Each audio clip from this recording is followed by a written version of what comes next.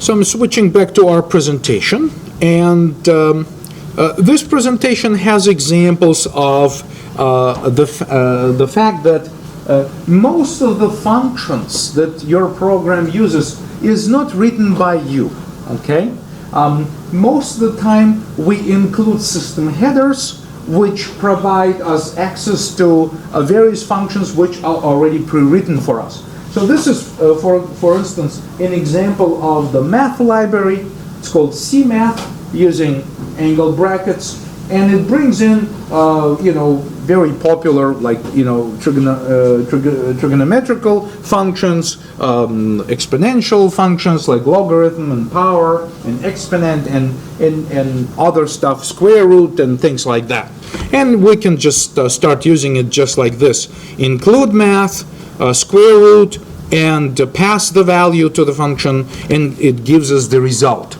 Now, the important thing to keep an eye on is to realize that function calls, when you use a function written by someone else, make sure that you provide correct parameters and that you get the result back the way you're using the proper data type to get your result back. Now, what happens on this line right here, let me increase the size of it so we have a better view of this, is that, of course, we have function main. In fact, let's use this as an example. We can copy and paste this into our notes somewhere here. I could make it a little more readable. Something like that. Okay, perfect. And so what happens is that we know that when this program loads to execute, right? So it begins execution in main function, right? What happens in computer memory, that we already know that there is stack area memory, okay, right here at the top of our program. These would be our high memory addresses, and at the low version of our memory addresses, this is where the code goes, and the code segment of memory where the executable program is called text. It's good knowledge, it's good to know. Okay, so when this main function begins to execute on our behalf, it allocates something that's called a stack frame, and this stack frame is completely dedicated to the main function. In fact, this opening brace constructs this stack frame for us, and this area, this square, where I say stack, this is completely dedicated to the main function. The main function creates something called a result, this variable name result. Okay, so this variable name result is allocated in that stack frame, right? So we'll say, okay, here's our result. Basically, this is somewhere in the stack frame, and there is memory allocated for. I think somehow I managed to crash this program. So that's great. Let's just do this very quickly again. Let's go back to journal and do this again. Would you like to recover? How about yes? Okay, great. So we'll just do this again very quickly. So we had this stack frame right here.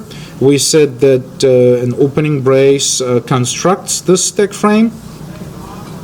This result variable, right, has its spot on the stack, and its result will be saved here. So this is the location on the stack frame for the result. Now, when we say square root, of course, this comes from this header. So this header brings.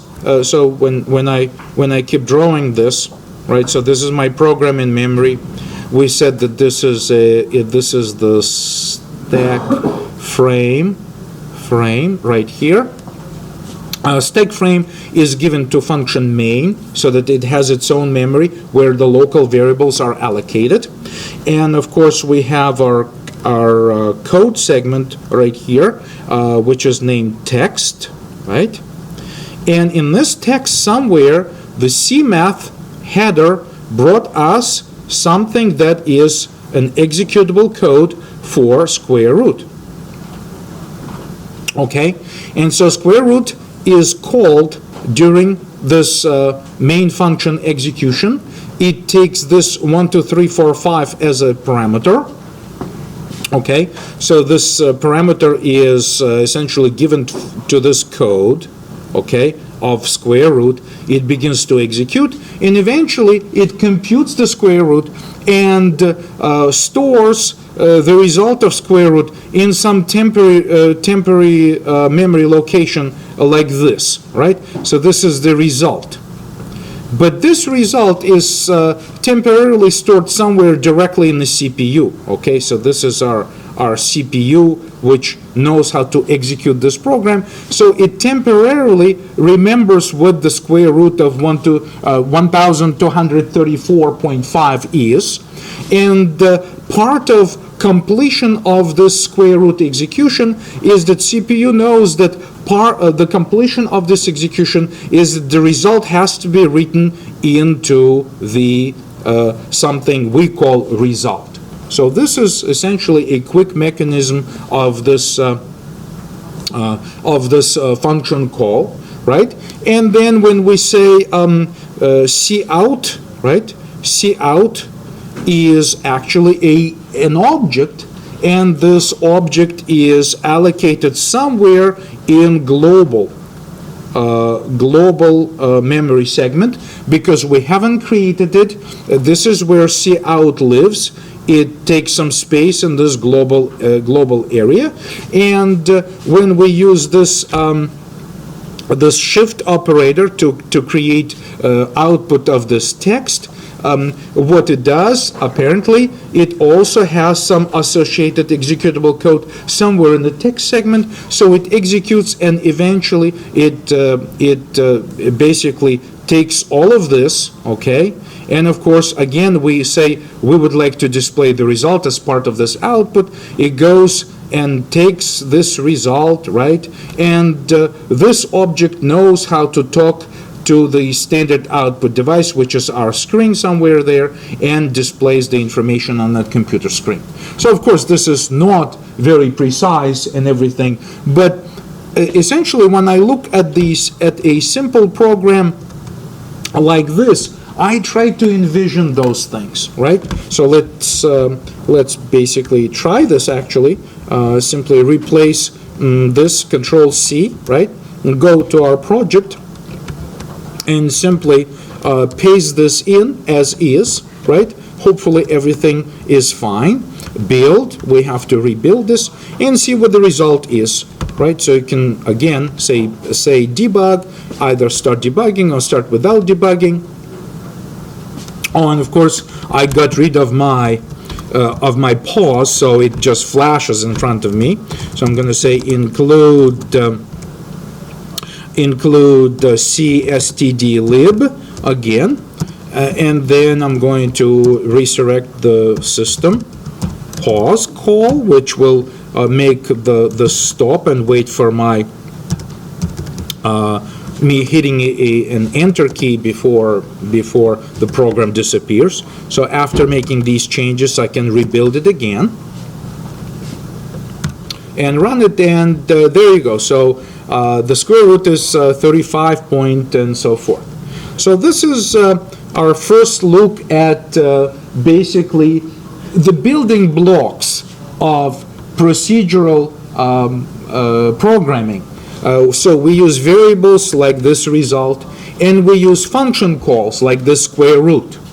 And later on, hopefully this semester, we will discover that magic things like this, which kind of magically connect this character output device with these pieces of text and our variables, these operators are also function calls. So there is no mystery or magic behind those symbols. They're actually resolved to a certain function calls named overloaded operators in C++. But that's the topic of for the future. In fact, this program only is using functions and variables, right? And so it does this simple computation, and this is using functions and variables.